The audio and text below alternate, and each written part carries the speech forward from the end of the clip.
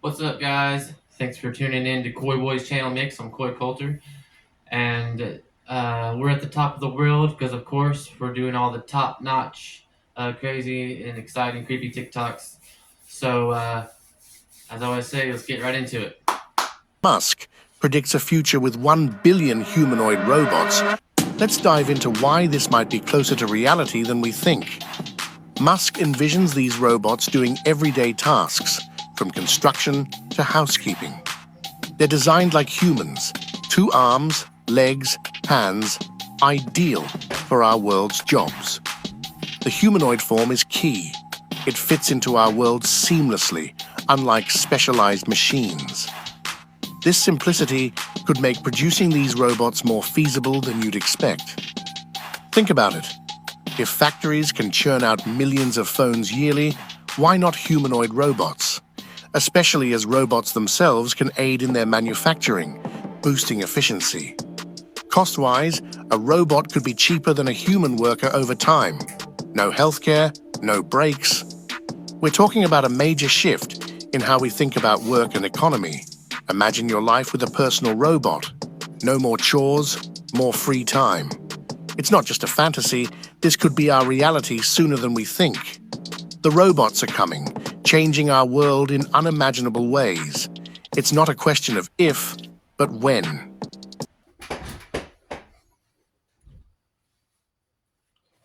Yeah, I do think that, robots are going to help us in a lot of different ways. And a lot of people are sketched out about this idea, but they're thinking too highly in it. They're thinking of like a Terminator Judgment Day. It's not going to be like that. It's actually a huge step in human uh, technology. So There's actually a Mandela effect. Okay. This one's new. Sandy. What Okay. did she wear on her back? Nothing. Nothing? No, she So, has so nothing. you don't remember like an oxygen tank on her back so that she can breathe? No, her oxygen comes from her suit. But you don't remember a backpack at all? No, there's no backpack. And I'll stand 10 toes on that. There's no backpack. Yo. You're tripping. If you You don't remember a backpack? No. I specifically remember Sandy, she used to have a backpack Yeah. with like her oxygen. So that's where she can breathe from. Like an astronaut. Astronauts have the backpack and shit. No, because in one of the episodes she was telling SpongeBob, "Oh, this is how I get my oxygen."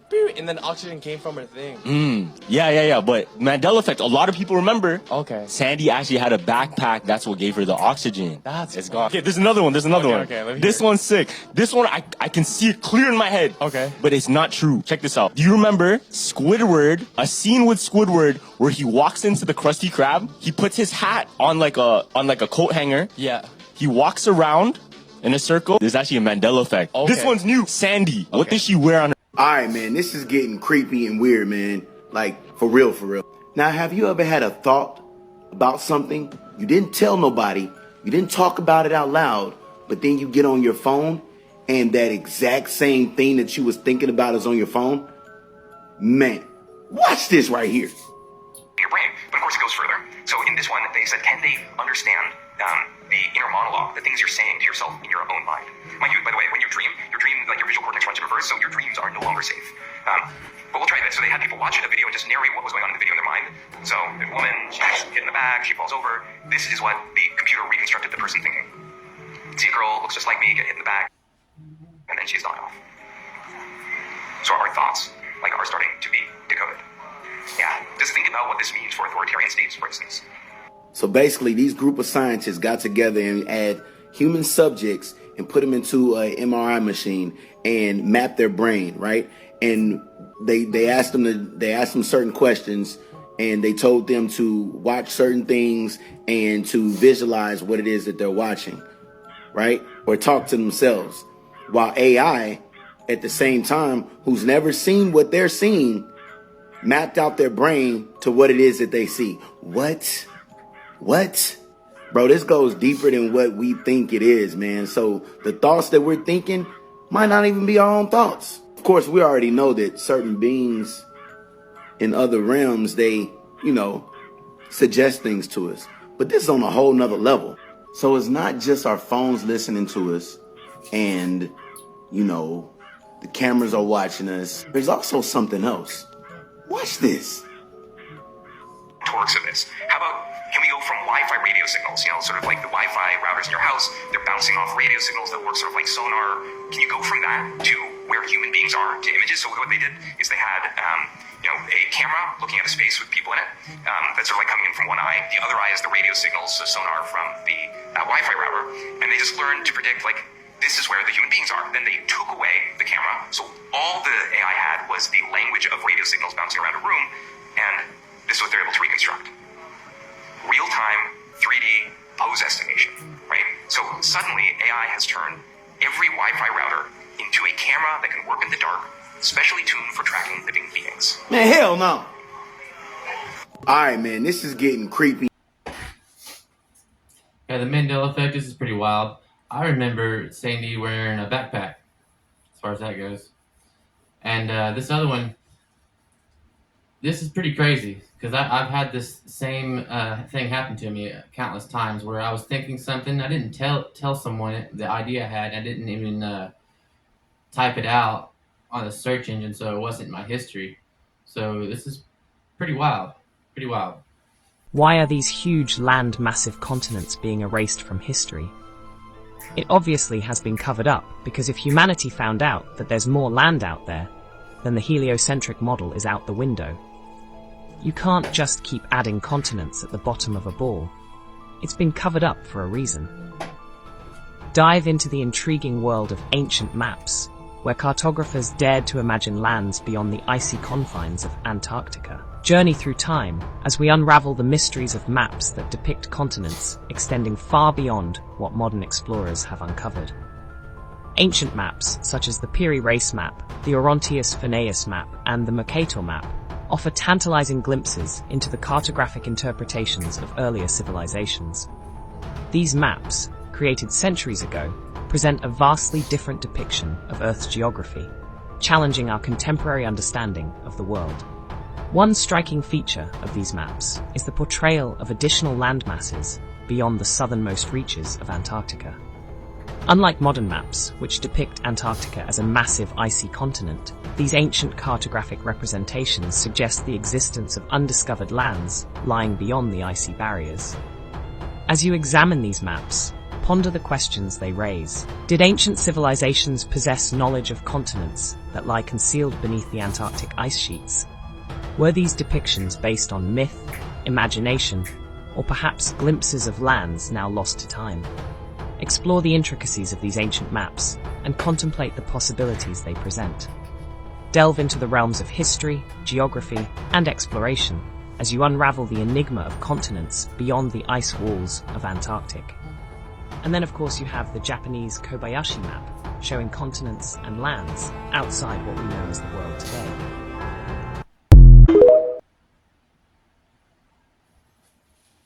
Oh, check it out. This is actually the one video that I made. I threw it in there. This is actually, like, mind-blowing. So these land masses that, if you go back years ago, you can check and see these land masses. But over time, they just slowly erased them. And then now on Google Earth, you can look, and they don't even show the land masses there. It's like, to me, it's like ballsy almost, you know what I mean? Like, how do they think they just get away with this? Rose me wrong. Tell me what you guys think. Here we go. Use a similar technique. And wouldn't it be interesting if there was evidence that this is exactly what happens? Well, wait a minute. Do we have proof?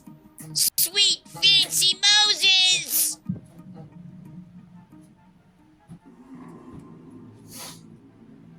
Supporters of simulation theory often point to video games as a way to explain, if not prove, that our reality is artificial. In a video game, the only data that is rendered is what the player sees or interacts with. If you're playing a video game and there's a car or building a mile away, that entire object isn't rendered. The game engine only renders the bare minimum of information to make the object look real. A distant building is rendered as just a few pixels, not that complicated.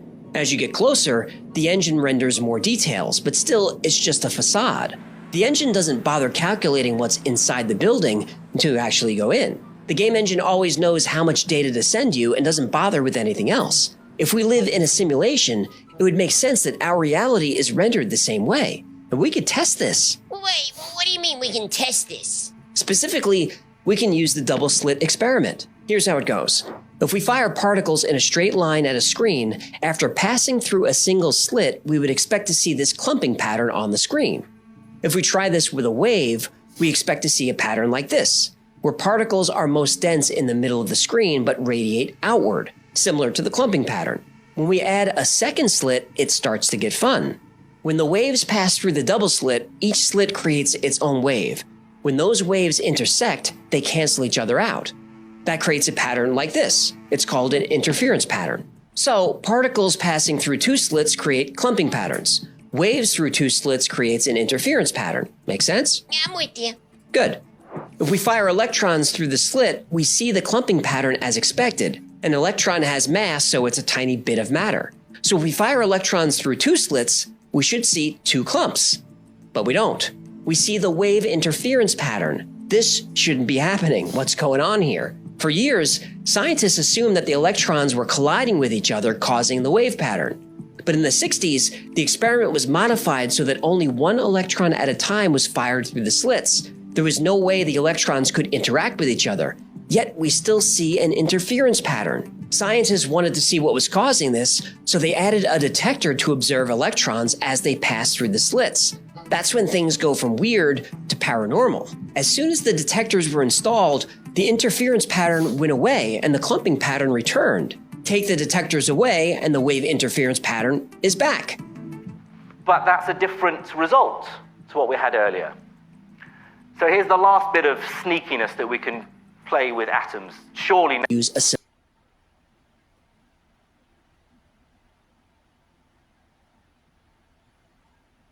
the first Matrix movie, and the Morpheus character holds up a battery and he says, the Matrix is a computer-generated dream world designed to turn humans into one of these, a battery.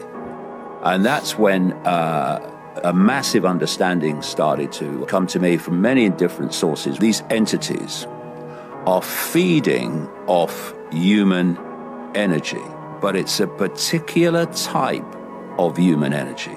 This is mainstream science. Again, every time we feel emotion, every time we think, we're generating frequencies. And those frequencies, in terms of what the frequencies are, relate to the nature of the emotion and the nature of the thought. And scientists have worked out what these frequencies are for different emotions, right? And is that like when you go into a room and you kind of feel like, oh, there's a bad energy in here? Yeah. You know what I mean? Yeah. I mean, if you go into an old house where there's been a lot of really bad things gone on, when the bad things are going on, the people involved in the bad things are giving off that vibe. And unless someone goes into that house and changes the frequency, they sit there vibrating. So you go into it and you think, oh, this is horrible. God. Because you're picking the vibe up. I take you. You heard what happened with like Cat Williams just now, right? He had an interview and he was like breaking everything down with like the Illuminati and all that shit. So pretty much what he said was, if you want to know if somebody's getting like in the Illuminati or being tested, is a lot of black comedians, they put them in a dress. Cat Williams said that. Damn, there's an edit and you can look for it right now. Almost every single black comedian has put on a dress. Now one of them being Kevin Hart, and Kevin Hart even made a joke about it. Yo, I'll never be put in a dress. I'll never be put in a dress. This and that. Fam, Kevin Hart ended up in a dress. Really? Yeah. Why though? So it's part of what they call like a humiliation ritual, right? If you look back at every single comedian, especially the ones that were popping for their generation, when they're on their way up, that's when they make them do it. Now, one of the biggest ones being Dave Chappelle. Dave Chappelle didn't. He didn't, but that was when he had to leave Hollywood, remember? Because he knew like there's something going on.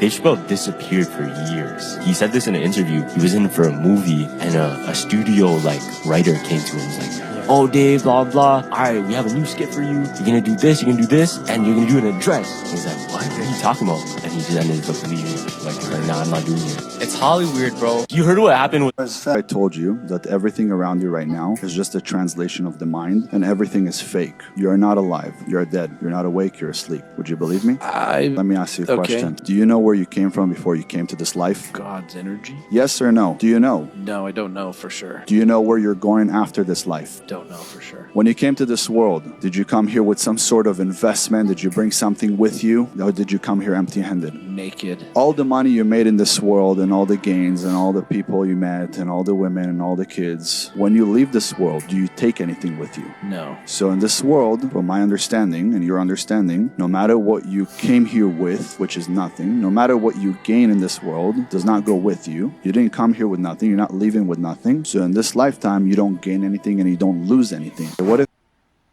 if anybody in the MMA world or UFC world or whatever ain't got no respect for the business of pro wrestling or just the lifestyle and the brutality of it, I would invite you to take your training camp to a different town and train in a different town every day, just like the WWE people do.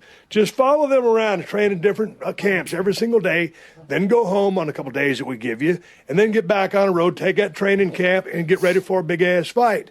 When you throw the travel at it and you ain't got no posse of 5 to 10, 15 people taking care of your ass, it's just you running solo, go do that. And then do it for 10 or 15 years and then report back to me because I want to see what the science and the lifestyle taught you about what the fuck we do. Yeah. No, I hear you, man. Come on. Come on. Yeah. Come on. I'll take a Pepsi challenge on that with anybody.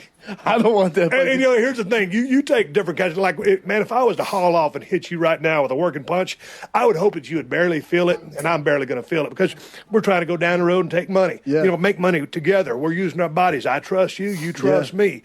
But in that, you know, the backdrops, all the damn, you know, throws off the top turnbuckle that Ric Flair took over the history of his career, all that shit is like interest. It compounds daily. You know, people look at that mat. Hey, that's kind of like a trampoline. Man, fuck you. It ain't no trampoline.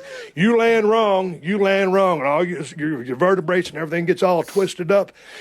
It's the toughest job I ever had from just a travel standpoint, just being in the grind. Dude, I've dug ditches. I've worked on lease crews, all college football, clean up stuff, college football.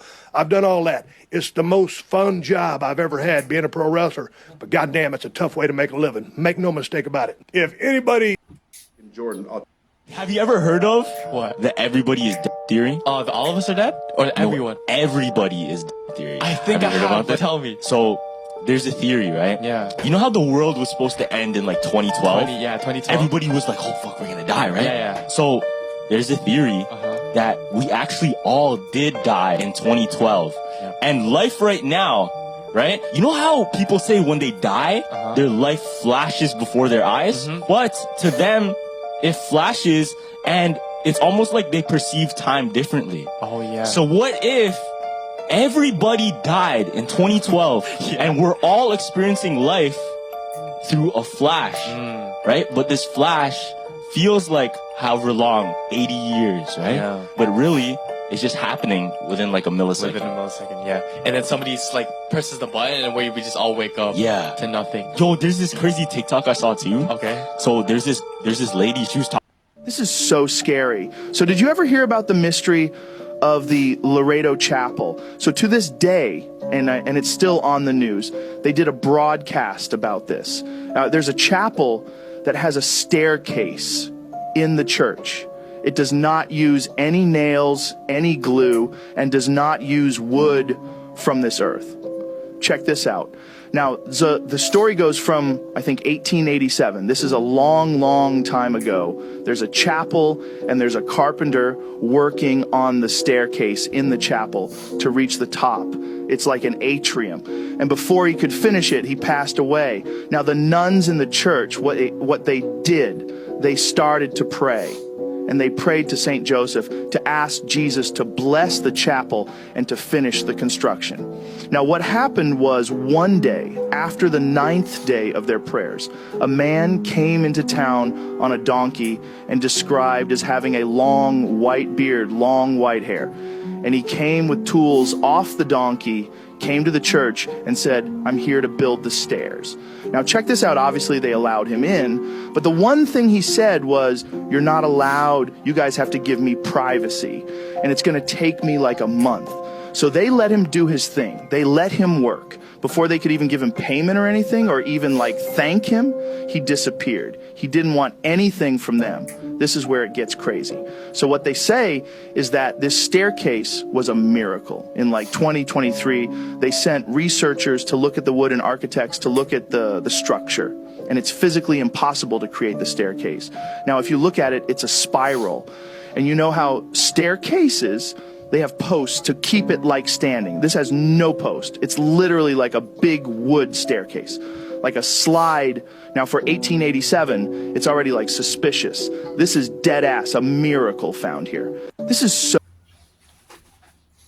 I love those two guys that have they're the two Asian guys that has they're Chinese guys that have the two theories going on back and forth.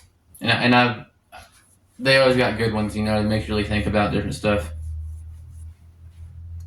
And then, you know, some of those, pretty crazy, you know, the Matrix, we're not in a simulation, I know that for sure. That's silly, but I like to look at stuff, talking about it and thinking about it, because it is kind of cool. It's kind of neat concept or whatever.